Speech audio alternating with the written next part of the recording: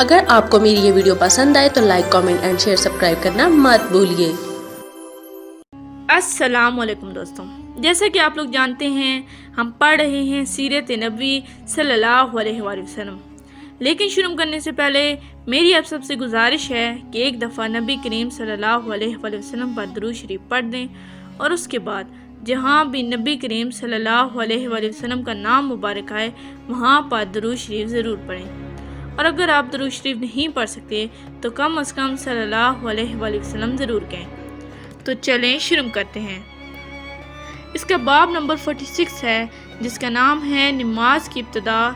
حضور اقدس صلی اللہ علیہ وآلہ وسلم نے معراج کے دوران جہنم کے دار و وغا مالک کو دیکھا۔ وہ انتہائی سخت طبیعت کا فرشتہ ہے، اس کے چہرے پر غصہ اور غضب رہتا ہے۔ آپ صلی اللہ علیہ وآلہ وسلم نے اسے سلام کیا۔ دار و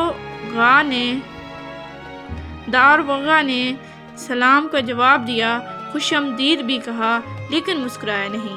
اس پر حضور نبی کریم صلی اللہ علیہ وسلم نے جبرائیل علیہ السلام سے فرمایا، یہ کیا بات ہے کہ میں آسمان والوں میں سے جس سے بھی بلا اس نے مسکرا کر میرا استقبال کیا، مگر دار و وغا جہنم نے مسکرا کر بات نہیں کی۔ اس پر جبرائیل علیہ السلام نے کہا، یہ جہنم کا دار و وغا ہے، جب سے پیدا ہوا ہے آج تک کبھی نہیں ہنسا، اگر یہ ہنس سکتا تو صرف آپ ہی کے لیے ہنستا۔ یہ بات اچھی طرح جان لیں کہ نبی کریم صلی اللہ علیہ وسلم کو معراج جاگنے کی حالت میں جسم اور روح دونوں کے ساتھ ہوئی۔ بعض لوگ معراج کو صرف ایک خواب کہتے ہیں، اور بعض کہتے ہیں کہ صرف روح گئی تھی، جسم ساتھ نہیں تھا۔ اگر یہ دونوں باتیں ہوتی تو پھر معراج کے واقعے کی بھلا کیا خصوصیت ہوتی؟ خواب میں تو عام آدمی بھی بہت کچھ دیکھ لیتا ہے۔ معراج کی اصل خصوصیت یہ ہے کہ آپ صلی اللہ علیہ وآلہ وسلم جسم سمیت آسمانوں پر تشریف لے گئے، لہٰذا گمراہ لوگوں کے بہکاوے میں مت آئیں۔ اور پھر یہ بات بھی ہے کہ اگر یہ صرف خواب ہوتا یا معراج صرف روح کی ہوتی تو مشرکین مکہ مذاق نہ اڑاتے، جبکہ انہوں نے ماننے سے انکار کیا اور مذاق بھی اڑایا۔ خواب میں دیکھے کسی واقعے پر بھلا کیوں کوئی مذاق اڑاتا ہے؟ معراج کے بارے میں اس مسئلے میں بھی اختلاف پایا جاتا ہے کہ نبی کریم صلی اللہ علیہ وسلم نے اللہ تعالیٰ کو دیکھا یا نہیں۔ اس بارے میں دونوں طرح کی حدیث موجود ہیں۔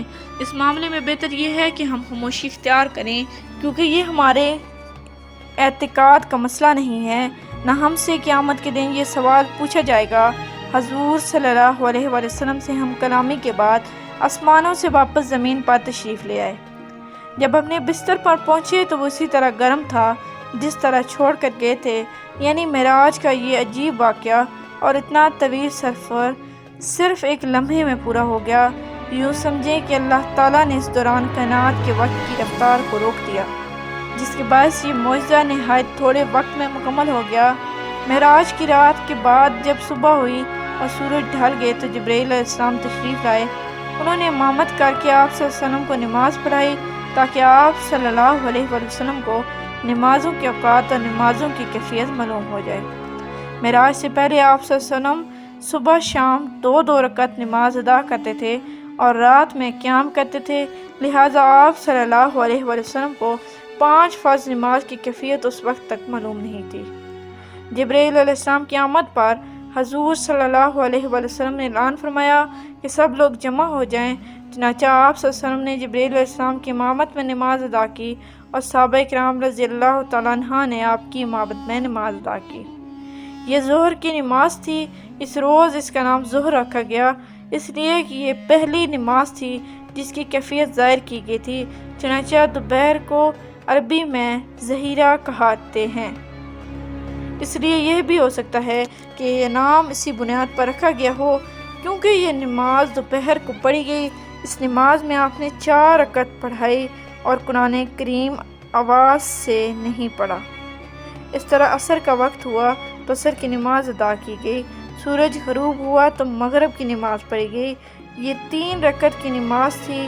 اس میں پہلی 2 رکعتوں میں آواز سے قرات کی گئی، آخری رکعت میں قرات بلند آواز سے نہیں کی گئی۔ اس نماز میں بھی ظہر اور عصر کی طرح حضرت جبرائیل علیہ السلام آگے تھے، آپ صلی اللہ علیہ وآلہ وسلم ان کی امامت میں نماز ادا کر رہے تھے، اور صحابہ نبی کریم صلی اللہ علیہ وسلم کی امامت میں اس کا مطلب یہ ہے کہ حضور صلی اللہ علیہ وآلہ وسلم اس وقت تک مقتدی بھی تھے اور امام بھی۔ رہا یہ سوال کہ یہ نماز کہاں پڑھی گئی، اس کا جواب یہ ہے کہ خانہ کعبہ میں پڑھی گئی۔ آپ صلی اللہ علیہ وآلہ وسلم کا رخ بیت المقدس کی طرف تھا، کیونکہ اس وقت قبلہ بیت المقدس تھا۔ حضور صلی اللہ علیہ وسلم جب تک مکہ معظمہ میں رہے، اس کی سمت منہ کر کے نماز ادا کرتے رہے۔ جبرائیل علیہ السلام نے پہلے دن نمازوں کی اول وقت میں یہ نماز پڑھائیں اور دوسرے دن آخری وقت میں، تاکہ معلوم ہو جائے نمازوں کے اوقات کہاں سے کہاں تک ہیں۔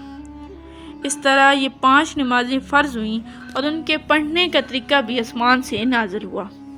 آج کچھ لوگ کہتے نظر آتے ہیں نماز کا کوئی طریقہ قرآن سے ثابت نہیں، لہذا نماز کسی بھی طریقے سے پڑھی جا سکتی ہے، ہم تو بس قرآن کو مانتے ہیں۔ ایسے لوگ سری گمراہی میں مبتلا ہیں۔ نماز کا طریقہ بھی آسمان سے ہی نازل ہوا اور ہمیں نماز اسی طرح پڑھنا ہوگی جس طرح نبی کریم صلی اللہ علیہ وسلم اور آپ کے صحابہ رضی اللہ تعالیٰ عنہ پڑھا کرتے تھے۔ یہ بھی بات ثابت ہو گئی ہے کہ فرض نمازیں 5 ہیں۔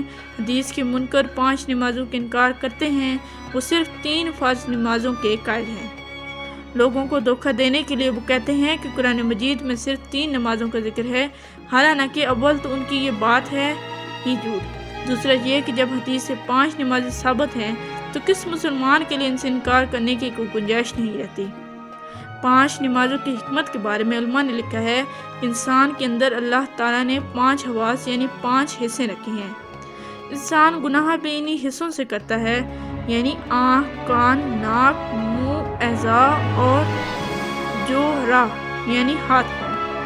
لہٰذا نمازیں بھی 5 مقرر کی گئی تاکہ ان 5 حواسوں کے ذریعے دن اور رات میں جو گناہ انسان سے ہو جائیں وہ ان 5 نمازوں کے ذریعے دھل جائیں۔ اور اس کے علاوہ بھی بے شمار حکمتیں ہیں۔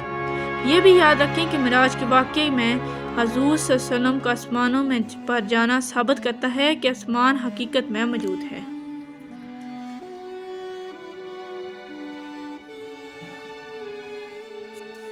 موجودہ ترقی یافتہ سائنس کا یہ نظریہ ہے کہ آسمان کا کوئی وجود نہیں، بلکہ یہ کائنات ایک عظیم خلا ہے۔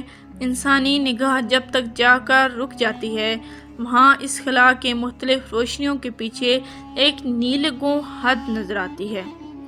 اسی نیلگوں حد کو انسان آسمان کہتا ہے، لیکن اسلامی تعلیم نے ہمیں بتایا کہ آسمان موجود ہے اور آسمان اسی ترتیب سے موجود ہے جو قرآن اور حدیث نے بتائی۔ قرآن مجید کی بہت سی آیات میں آسمان کا ذکر ہے، یعنی آیات میں 7ویں آسمان کا ذکر ہے، جن سے معلوم ہوتا ہے کہ آسمان ایک اٹل حقیقت ہے، نہ کہ نظر کا دھوکہ۔ الحمدللہ معراج کا بیان تکمیل کو پہنچا۔ اس کے بعد سیرت نبی صلی اللہ علیہ وآلہ وسلم قدم بقدم میں ہم معراج کے بعد کے واقعات بیان کریں گے انشاءاللہ۔ اب تک کے لیے اتنا ہی، ملتے ہیں اگلے باب میں، تب تک کے لیے اللہ حافظ۔ Please like, subscribe and share our channel and press the bell icon for more videos.